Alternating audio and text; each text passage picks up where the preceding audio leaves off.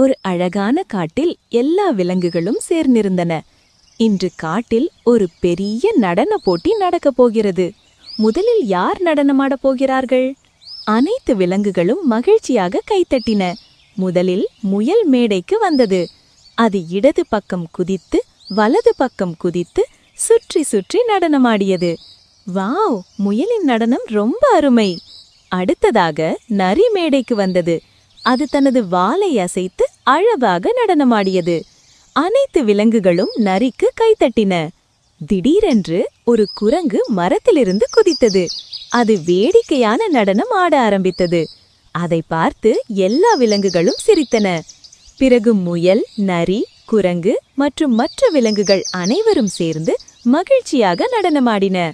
காடு முழுவதும் ஒரு பெரிய கொண்டாட்டம் போல இருந்தது.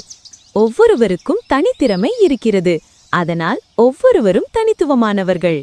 குட்டீஸ், இந்த கதை பிடிச்சிருந்தா லைக் பண்ணுங்க, ஃப்ரெண்ட்ஸ் கிட்ட ஷேர் பண்ணுங்க மற்றும் சப்ஸ்கிரைப் பண்ணுங்க.